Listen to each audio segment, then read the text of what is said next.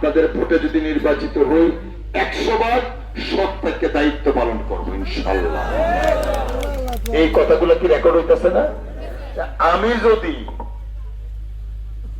অসত্যতম করি, দুর্নীতি করি, এই রেকর্ডটি আপনারা বাজে কাটতেন না?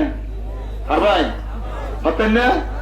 এই কারণে আমি যখন যেটা কই আগে বুঝা কই, আল্লাহর নাম নিয়ে কই, আপনাদেরকে সবাই সাক্ষী রেখে কই ইনশাল্লাহ আমি 100 বার সততার সাথে দায়িত্ব পালন করব।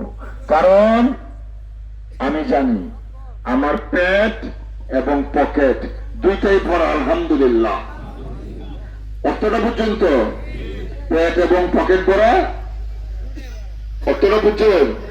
অর্থটা হইল আল্লাহ রহমতে আমি যে পেশায় আছি ইনশাল্লাহ আমি আমার সংসার চালাইতে পারি।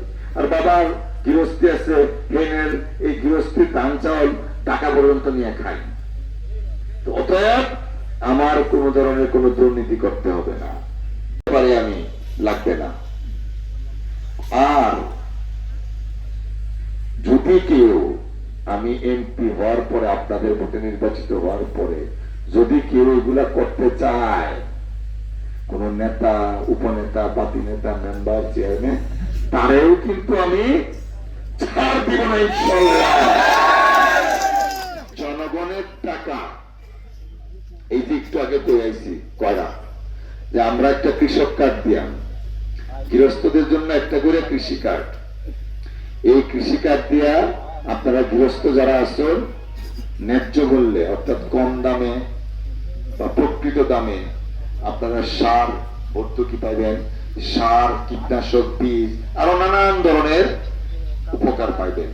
4.5 কোটি পরিবারকে এই কৃষি কার্ডটা দেওয়া হবে পর্যায়ক্রমে একটার পর একটা। আবার পরিবারদের জন্য, ঘরের স্ত্রী বা মাদের জন্য একটা করে ফ্যামিলি কার্ড দেওয়া হবে, নাম হলো ফ্যামিলি কার্ড। ওইটা থেকে মা বা স্ত্রী তারা প্রতি মাসে 2 থেকে 2,500 টাকা পাইবা, প্রতি 2 থেকে 2,500 টাকা।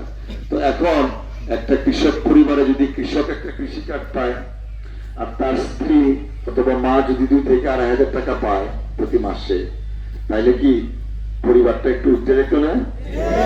উত্তেজনা লাগে তো সরকার এই কাজটা করবো। আচ্ছা, এখন এই দুটো কাজ থেকে সরকার তরফ থেকে এটি দেওয়া হইতেছে।